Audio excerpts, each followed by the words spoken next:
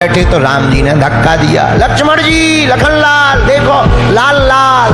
कौन? अंजनी के लाल।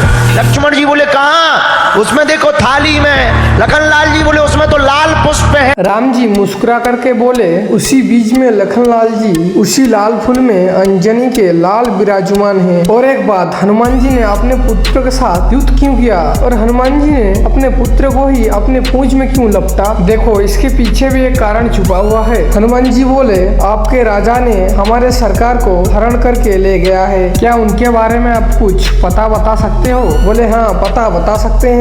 तो मकरध्वज ने बोला, आज देवी के सामने बलि चढ़ेगी। तो हनुमान जी ने बोला, हमें जाने दो। और एक बात, आपका राजा मरेगा कैसे? अहिरावण को मारने का एक उपाय बताओ। मकरध्वज ने बोला, मारना बड़ा मुश्किल है। हनुमान जी ने बोला, बताओ तो सही। तो मकरध्वज ने बताया कि जो देवी के सामने 5 बातियों वाला दीपक है ना, उसके पीछे ही रहस्य छुपा है। क्या रहस्य छिपा है? देखो, अगर एक बार में जो 5 बातियों वाला दीपक को बुझा सकता है, वही अहिरावण का वध कर पाएगा। तो हनुमान जी ने कहा, हमें जाने दो। तो मकरध्वज कहता है, हम तुम्हें जाने नहीं देंगे। हनुमान जी ने बोला, कैसे जाने नहीं दोगे? हनुमान जी ने अपने पूंछ में ही अपने पुत्र को ही बांध दिया। बेटा बेटा होता है, बाप बाप होता है। देखो, रावण जब युद्ध में हारने लगा, उस समय रावण ने क्या किया? पाताल लोक में जो रहता था अहिरावण, जो रावण से भी बलवान था, तो अहिरावण ने विभीषण का रूप धारण करके आते हैं और राम और लक्ष्मण जी का हरण करके ले जाते हैं। और जब सुबह होती है, सबको पता चलता है कि राम और लक्ष्मण जी गायब। तो सब चिंता में पड़ गए कि राम जी और लक्ष्मण जी कहाँ गए? तो हनुमान जी बोले, जहाँ भी गए हम जा रहे हैं। हनुमान जी कहाँ गए राम जी को ढूंढने के लिए? जानोगे आज की वीडियो के अंत में। तो राम जी मुस्कुरा कर बोले, बस उसी के बीच में तो लखनलाल जी लाल पुष्प में अंजनी के लाल विराजमान है। अब इनका कमाल देखना। जैसे ही पुष्प चढ़ाया अहिरावण ने, हनुमान जी प्रकट हो गए और 5 मुख धारण करके हनुमान जी ने एक फूंक में 5 बातियों को बुझा दिया।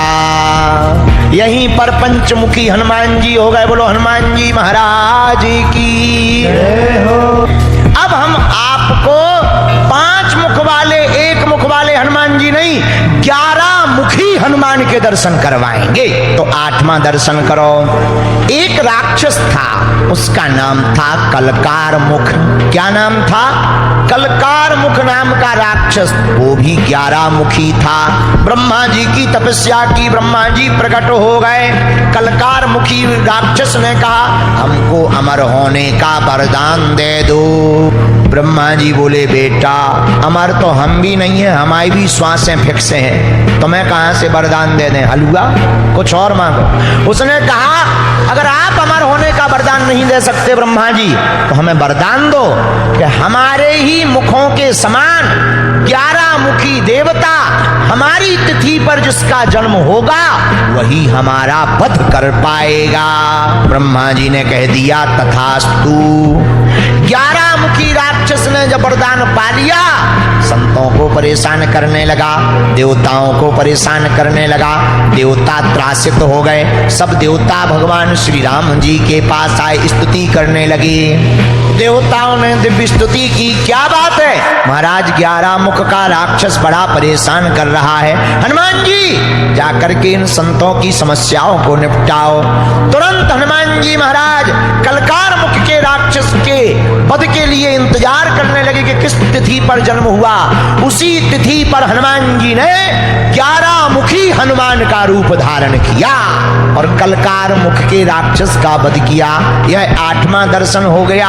देखो, हनुमान जी ने पहली इंटरनेशनल, कहाँ इंटरनेशनल कथा की है? लंका में। देखो, लंका में कथा कौन सुनता है? रावण तो नहीं सुनेगा। अगर कथा ही सुननी होती तो रावण थोड़ी बनता। तो किसने सुनी? जब जानकी माता अशोक पेड़ के नीचे विराजमान थी और शोक में भी थी, तभी श्री हनुमान जी ने कथा सुनाई। किसकी? राम जी की। देखो, कलकार मुख राक्षस ने ब्रह्मा जी का कठोर तपस्या किया और ब्रह्मा जी प्रकट भी हो गए। तो कलकार मुख कहता है, हमें अमर कर दो। ब्रह्मा जी कहते हैं, हम कैसे अमर कर दे? अमर तो हम भी नहीं है, कुछ और मांगो। उसने कहा, अगर आप अमर होने का वरदान नहीं दे सकते हैं तो ब्रह्मा जी हमें वरदान दो, हमारा ही मुखों के समान भगवान 11 मुखी देवता और हमारे तिथि पर जिसका जन्म होगा वही हमारा वध कर पाएगा। ब्रह्मा जी ने कह दिया तथास्तु और हनुमान जी कलकार मुख राक्षस के लिए इंतजार करने लगे कि कब वध करेंगे।